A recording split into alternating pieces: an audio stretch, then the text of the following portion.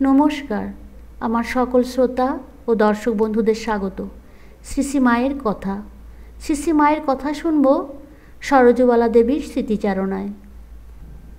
সরোজবালা দেবী বলছেন, মা বলিলেন, কত সৌভাগ্যে এই জন্ম, খুব করে ভগবানকে ডেকে নাও। খাটতে হয় মা, না খাটলে কি কিছু হয়? সংসারে কাজকর্মের মধ্যেও একটু সময় করে নিতে হয়। আমার কথা কি বলবো, আমি তখন দক্ষিণেশ্বরে রাত 3টের সময় উঠে জপে বসতুম, কোনো হুঁশ থাকতো না। একদিন জোছনা রাতে নবতের সিঁড়ির পাশে বসে জপ করছি, চারিদিক নিস্তব্ধ। ঠাকুর যে সেদিন কখন ঝাউতলায় শৌচে গেছেন কিছুই জানতে পারিনি। অন্যদিন জুতোর শব্দে টের পাই, খুব ধ্যান জমে গেছে। তখন আমার অন্যরকম চেহারা, গয়না পরা, লাল পেরে শাড়ি, গা থেকে আঁচল খসে বাতাসে উড়ে উড়ে পড়ছে, কোনো হুঁশ নেই। ছেলে যোগেন সেদিন ঠাকুরের গাড়ো দিতে গিয়ে আমাকে ওই অবস্থায় দেখেছিল। সেসব কী দিনই গিয়েছে মা। জোছনা রাতে চাঁদের পানে তাকিয়ে জোর হাত করে বলেছি, তোমার এই জোছনার মতো আমার অন্তর নির্মল করে দাও। জপ ধ্যান করতে করতে দেখবে ঠাকুরকে দেখিয়ে উনি কথা কবেন, মনে যে বাসনাটি হবে তক্ষুনি পূর্ণ করে দেবেন। কি শান্তি প্রাণে আসবে, আহা! তখন কি মনই ছিল আমার। বৃন্দে অর্থাৎ ঝি একদিন আমার সামনে একটি কাশি করিয়ে দিলে, আমার বুকের মধ্যে যেন এসে লাগলো। সরোজবালা দেবী বলছেন, মা তখন ধ্যানস্থা ছিলেন, তাই শব্দটা যেন বজ্রের মতো লেগেছিল। মা কেঁদে ফেলেছিলেন। সাধন করতে করতে দেখবে আমার মাঝে যিনি, তোমার মাঝেও তিনি, দুলে বাগদি ডোমের মাঝেও তিনি। তবে তো মনে দিনভাব আসবে। একটি গেরুয়া বসনধারিণী মেয়ে মাকে পুজো করে 2টি টাকা পদতলে রাখতে মা বললেন, ও কি, তুমি আবার কেন গো গেরুয়া নিয়েছ, হাতে রুদ্রাক্ষের মালা? মা মেয়েটিকে জিজ্ঞাসা করলেন, কোথায় দীক্ষিতা হয়েছ? মেয়েটি বলল, দীক্ষা হয়নি মা। মা বললেন, দীক্ষা না নিয়ে কোনো বস্তু লাভ না করে এই বেশ ধরেছ, এ তো ভালো করনি। আমারই যে জোর হাত হয়ে প্রণাম আসছিল, ও করতে নেই, আগে বস্তু লাভ হোক। সকলে যে পায়ে মাথা দিতে আসবে তা নেবার শক্তি লাভ হওয়া চাই। মেয়েটি বলল, আপনার কাছেই দীক্ষা নেবার ইচ্ছা করেছি। মা বললেন, সে কি করে হবে? তবু সেই মেয়েটি মিনতি করতে লাগলো। গোলাপ মাও একটু সহায় হলেন। মা অনেকটা সদয় হয়ে এসেছেন দেখলুম। মা বললেন, দেখা যাবে পরে। সরোজবালা দেবী বলছেন, আমি একদিন মাকে বললাম, এক একদিন এক মনে জপ করবার পরে দেখি অনেক সময় কেটে গেছে, আর যে সব করতে বলেছেন সেসব কিছুই করা হয়নি। তখন তাড়াতাড়ি সেই সব সেরে উঠে পড়তে হয়, কারণ সংসারের কাজে ত্রুটি হলে তো আবার চলে না। এতে কি অপরাধ হয় মা? মা বলিলেন, না না, এতে কোনো অপরাধ হয় না। সরোজবালা দেবী বলছেন, একজন বললে, কোনো কোনো দিন গভীর রাত্রে ধ্যানে একটা ধ্বনি শুনতে পাই। বেশিরভাগই শুনি যেন শরীরের ডান দিক হতে উঠছে, কখনো বাঁ দিক হতেও হচ্ছে শুনি। মা একটু চিন্তা করে বললেন, হ্যাঁ, ডান দিক হতেই হয়। বাঁ দিক দেহভাবের কুলকুণ্ডলিনী জাগ্রতা হলে এইসব অনুভব হয়। ডান দিক হতে যেটি হয় এই ঠিক, শেষে মনই গুরু হয়।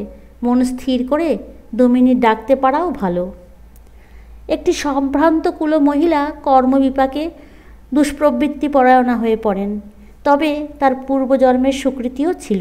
তাই একদিন কোনো সাধুর দৃষ্টিপথে পড়ে সদুপদেশ পেয়ে নিজের দুষ্কৃতি ও ভ্রম বুঝতে পেরে বিশেষ অনুতপ্তা হন এবং সেই সাধুর উপদেশে একদিন বাগবাজারের বাটিতে শ্রী শ্রী মায়ের চরণপ্রান্তে এসে উপস্থিত হয়েছিলেন। ঠাকুর ঘরে প্রবেশ করতে সংকুচিত হয়ে দোরগোড়ায় দাঁড়িয়ে কাঁদতে কাঁদতে তিনি নিজের সমস্ত পাপের কথা মায়ের কাছে ব্যক্ত করে বললেন, মা, আমার উপায় কি হবে? আমি আপনার কাছে এই পবিত্র মন্দিরে প্রবেশ করার যোগ্যা নই। শ্রী শ্রী মা তখন অগ্রসর হয়ে নিজের পবিত্র বাহু দ্বারা মহিলাটির গলদেশ বেষ্টন করে ধরে সস্নেহে বললেন, এসো মা, ঘরে এসো। পাপ কি তা বুঝতে পেরেছ, অনুতপ্ত হয়েছ, এসো মা, এসো, আমি তোমাকে মন্ত্র দেব। ঠাকুরের পায়ে সব অর্পণ করে দাও। ভয় কি মা? মা বললেন, শ্রাদ্ধের অন্নটা খেতে ঠাকুর বিশেষ নিষেধ করতেন, ওতে ভক্তির হানি হয়। সকল কর্মে যজ্ঞেশ্বর নারায়ণের অর্চনা হয় বটে, তবু ঠাকুর শ্রাদ্ধান্নটা খেতে নিষেধ করতেন। একটি স্ত্রীলোক লিখিয়াছেন, মা, আমার অল্প বয়স, শ্বশুর শাশুড়ি আপনার কাছে আসতে দিচ্ছেন না, তাদের অমতে কি করে আসি মা, আপনার কৃপা লাভ ইচ্ছা ইত্যাদি। শ্রীমা তাহাকে লিখিতে বলিলেন, তোমার এখানে আসিবার আবশ্যকতা নাই, যে ভগবান বিশ্ব ব্রহ্মাণ্ড জুড়িয়া রহিয়াছেন তুমি তাহাকেই ডাকো, তিনিই তোমাকে কৃপা করিবেন। মা বেশ উত্তেজিত কণ্ঠে বলিলেন, যদি শুদ্ধ মন হয় কেন ধ্যান ধারণা হবে না, কেন দর্শন হবে না? জপ করতে বসলুম তো আপনা হতেই ভিতর থেকে গড় গড় করে নাম উঠতে থাকবে। চেষ্টা করে নয়, সাধন বলো, ভজন বলো, তীর্থদর্শন বলো, অর্থোপার্জন বলো, সব প্রথম বয়সে করে নিতে হয়। এই আমি তখন হেঁটে হেঁটে কাশী বৃন্দাবনে কত দর্শন করেছি, এখন দুহাত যেতে হলে পালকি চাই, ধরে ধরে নিতে হয়। বৃদ্ধ বয়সে কফ শ্লেষায় ভরা, শরীরে সামর্থ্য নেই, মনে বল থাকে না, তখন কি কোনো কাজ হয়? এই যে এখনকার ছোকরারা সব প্রথম বয়সেই ভগবানে মন দিচ্ছে, এ ঠিক দিচ্ছে, ঠিক সময়ে হচ্ছে। সাধন বলো, ভজন বলো, সব এখন এই বয়সেই করে নেবে, শেষে কি আর হয়? যা করতে পারো এখন। মা বলিলেন, জপ, সংখ্যা, কর গণনা এসব শুধু মন আনবার জন্য। মন এদিক ওদিক যেতে চায়, তবু ওইসবের দ্বারা এদিকে আকৃষ্ট হয়। যখন জপ করতে করতে ভগবানের রূপ দর্শন হয়, ধ্যান হয়, তখন জপও থাকে না, ধ্যান হলো তো সবই হলো। মন চঞ্চল, তাই প্রথম প্রথম মন স্থির করবার জন্য একটু একটু নিঃশ্বাস বন্ধ করে ধ্যানের চেষ্টা করতে হয়, তাতে মন স্থির হবার সাহায্য করে। কিন্তু ওভাবে বেশি করতে নেই, মাথা গরম হয়। ভগবান দর্শন বলো, ধ্যান বলো, সবই মন। মন স্থির হলে সবই হয়। মানুষ তো ভগবানকে ভুলেই আছে, তাই যখন যখন দরকার তিনি নিজে এক একবার এসে সাধন করে পথ দেখিয়ে দেন। এবার দেখালেন ত্যাগ, তিনি শতবর্ষ ছেলেপুলে নিয়ে থাকবেন বলেছেন।